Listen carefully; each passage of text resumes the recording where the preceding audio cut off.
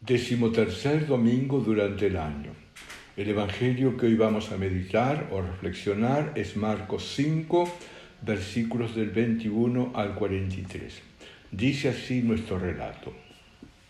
Cuando Jesús regresó en la barca a la otra orilla, una gran multitud se reunió a su alrededor. Él se quedó junto al mar.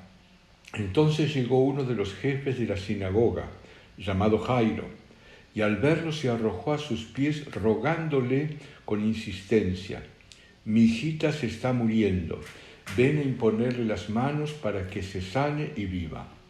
Jesús fue con él, y lo seguía una gran multitud que lo apretaba por todos lados.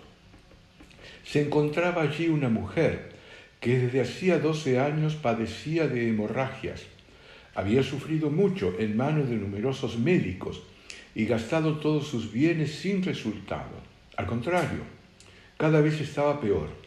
Como había oído hablar de Jesús, se le acercó por detrás, entre la multitud, y tocó su manto, porque pensaba: con solo tocar su manto quedaré curada.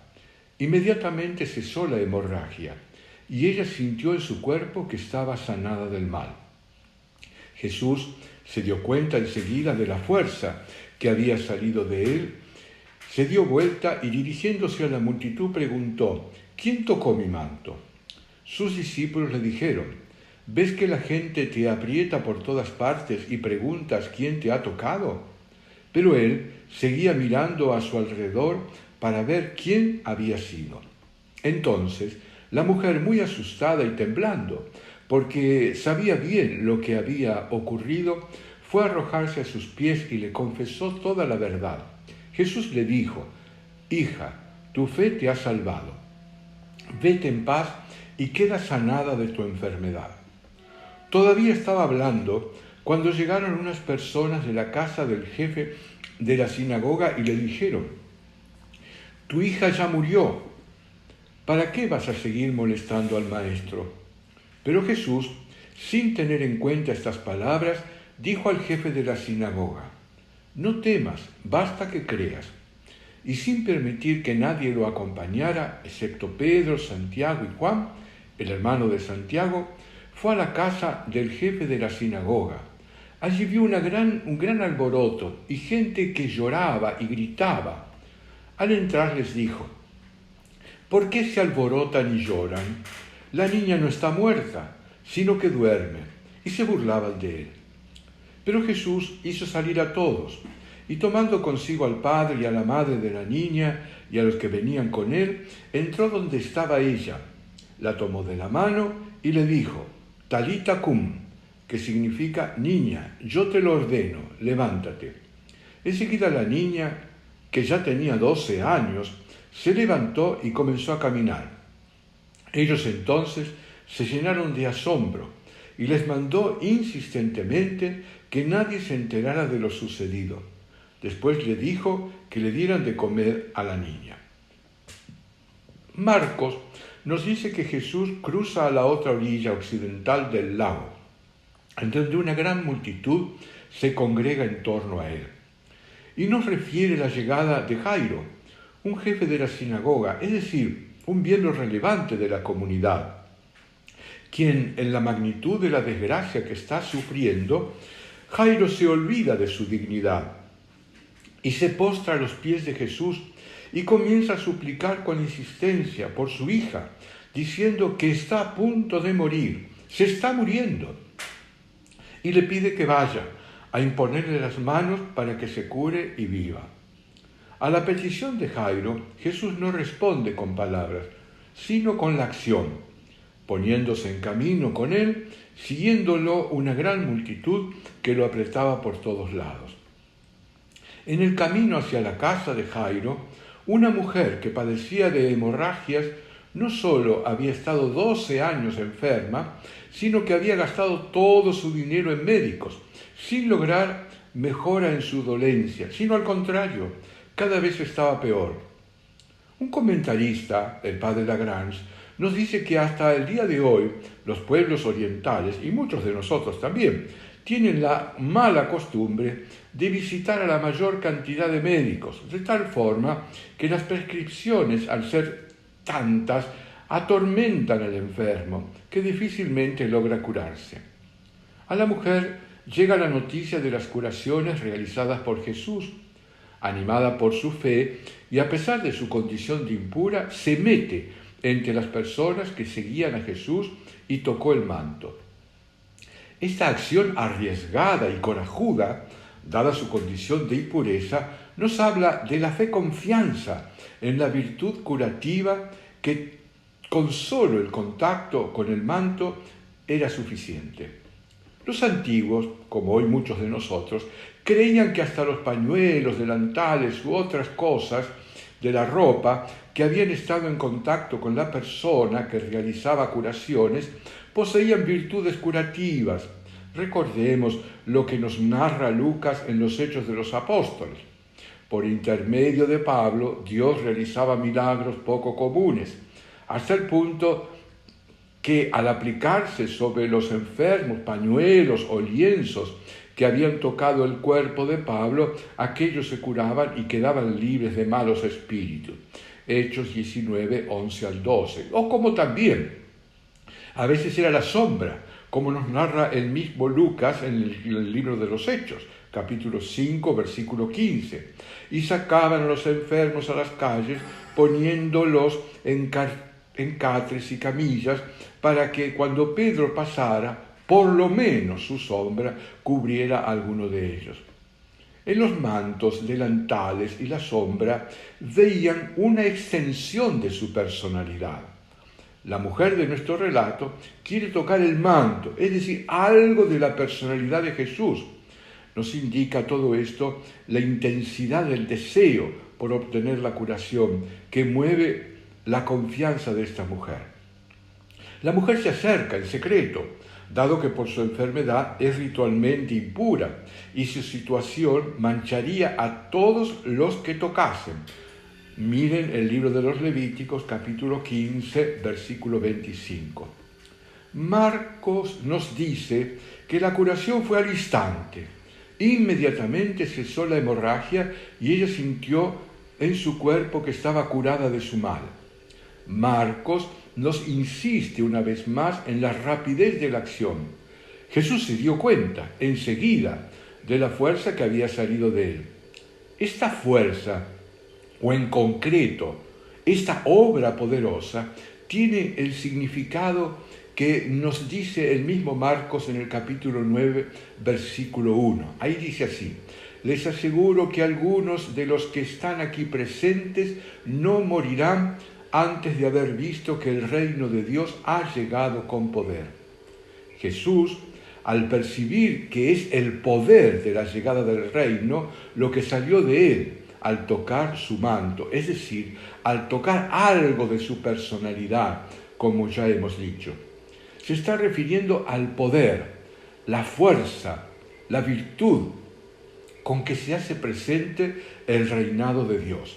Es decir, el poder de Dios vivo y personal, ese poder que nos libera, que nos cura, que nos sana, que nos dignifica, que nos hace personas, que nos integra, que nos salva y borra de todo perjuicio e ideología, que hace al otro un marginal, un excluido, un impuro.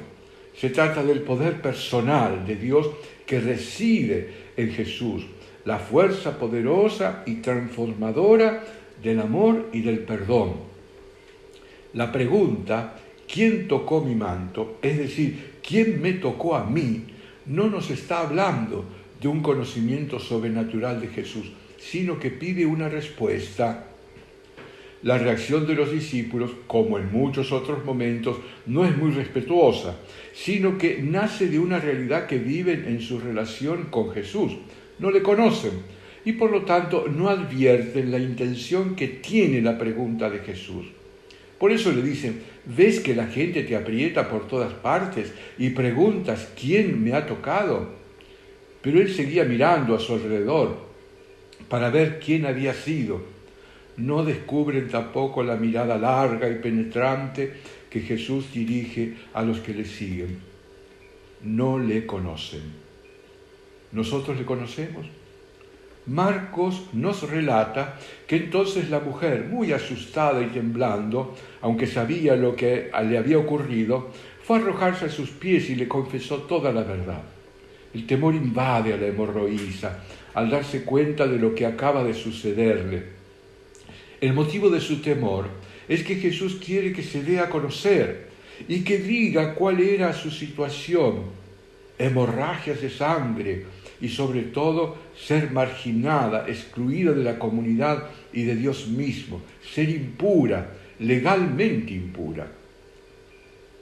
¿Y qué pasó entre medio de la gente?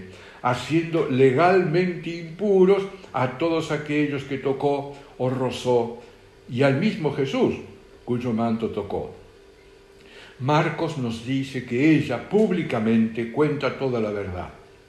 Imaginémonos el escándalo, el miedo, la reacción violenta que habrá suscitado en aquellos que ahora eran legalmente impuros. Jesús le dijo: hija, tu fe te ha salvado, vete en paz y queda curada de tu enfermedad. Jesús públicamente declara que la curación de la mujer se debe a su fe, a su confianza, a su coraje, que la movió no solo a buscar la curación, sino a vencer todos los obstáculos, todas las prohibiciones, todas las trabas ritualistas y legalistas. La fe en Dios es lo que la mueve, no la autosugestión. Se trata de esa fe confianza que no es una experiencia meramente subjetiva, sino profundamente espiritual, una certeza moral, que se indica como una aventura, un deseo profundo, motivado por el mismo Dios. Es el mismo Dios quien la impulsa con coraje a vivir, a existir, y finalmente hace efectiva esa confianza. Es el mismo Dios que la impulsa al encuentro con Jesús. Jesús la llama hija, no es una marginada, no es una condenada, como la ha señalado la ley. Es una hija de Abraham, es decir, un miembro vivo del pueblo de Israel, mientras que la ideología religiosa la había condenado. Jesús le dice: tu fe te ha salvado. El reinado de Dios ha llegado con el poder, la fuerza del amor que libera, que dignifica, que integra en la fraternidad de hijos de Dios y hermanos los unos de los otros. A continuación, Marcos nos dice que todavía estaba hablando cuando llegaron unas personas de la casa del jefe de la sinagoga y le dijeron: tu hija ya murió, por lo tanto, ¿para qué seguir molestando al maestro? Jesús oyó lo que dicen los mensajeros, pero no tiene en cuenta estas palabras. Se dirige a Jairo diciéndole: no temas, basta que creas. Jesús, ante la noticia de que la niña está muerta, no se acobarda. Más aún, anima a Jairo a no temer, a continuar el camino con fe y con confianza. Jesús permite que le acompañen Pedro, Santiago y Juan, que son los tres que también están presentes en la transfiguración, en Getsemaní y en el Monte de los Olivos, donde también Andrés acompañó a Jesús. Son los tres que formaban el círculo más íntimo dentro del grupo de los apóstoles. Al llegar a la casa, ve el alboroto, los llantos y los gritos del dolor que apena a la familia de los que están en la casa. La escena es muy gráfica, dramática. Jesús ve este tremendo dolor que invade a toda la familia y que él comparte profundamente. Las palabras que Jesús les dirige: ¿por qué se alborotan y lloran? La niña no está muerta, sino que duerme. No indican un diagnóstico. No sabemos cómo llegó a la conclusión de que la niña estaba bajo un tipo de sueño. ¿Lo intuyó o llegó a conversarse de ello de una forma que nosotros no conocemos? Por otra parte, es posible que Jesús se refiera a la muerte de la manera como Dios la ve. Para Dios, la muerte no es el final, no es la nada, sino un dormirse, un sueño del que pronto seguirá el despertar. Jesús entra en la habitación, convencido de que la niña muerta volvería a la vida, en el sentido no de resucitarla de la muerte, dado que no es costumbre de Jesús resucitar a los muertos, ni que aquí nos encontremos ante una excepción, sino de devolverle la vida, o mejor, de devolverla a la vida, quizás esa vida a la que ella no quiere asumir, dejándose morir.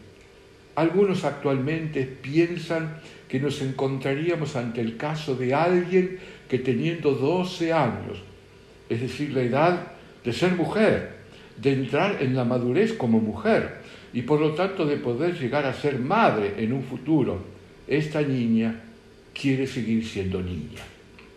No quiere crecer, no quiere ser plenamente mujer, lo que es una forma neurótica de muerte. El relato es ambiguo y Marcos nos dice, por los términos utilizados, que estamos ante un caso de muerte aparente. La gente se burla, se mofa de las palabras de Jesús. Él entra en la habitación donde está la niña.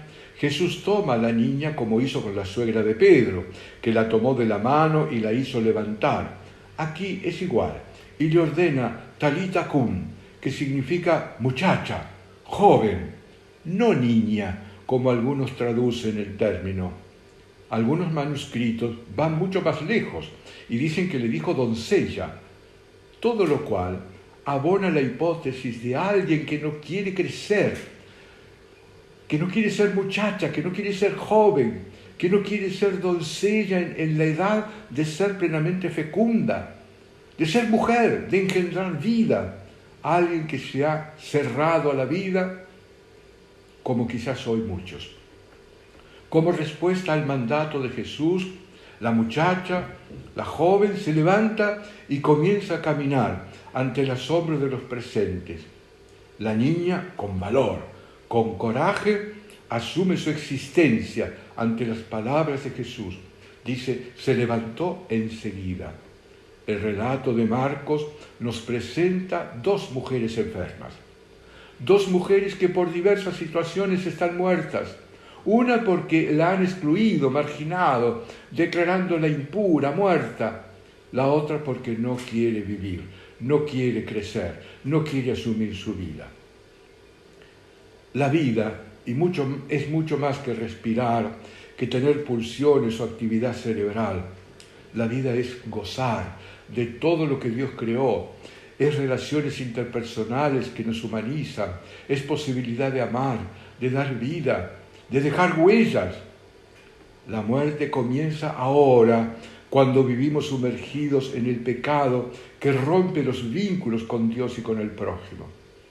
Cuando vivimos buscando solo nuestro propio interés a costa del otro, dando la espalda al amor, la solidaridad, la fecundidad, la vida. Cuando no queremos crecer asumiendo nuestra realidad, convirtiéndonos en seres estériles, infecundos, es decir, personas que caminan sin un sentido en la vida.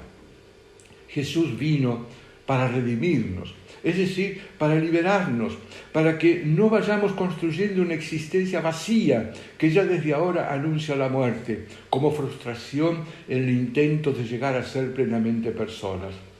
Es necesario encontrarnos con Jesús y facilitar que otros puedan hacerlo. Solo Él tiene poder para darnos vida. Él dio su vida para que nosotros la tengamos en abundancia. Querido hermano, querida hermana, querida familia, querida comunidad, les deseo un feliz domingo como hago siempre. Disfrútenlo, gócenlo, vivan y vivan en plenitud. Y con su divino Hijo les bendiga la Virgen María, en el nombre del Padre, del Hijo y del Espíritu Santo. Hasta la próxima.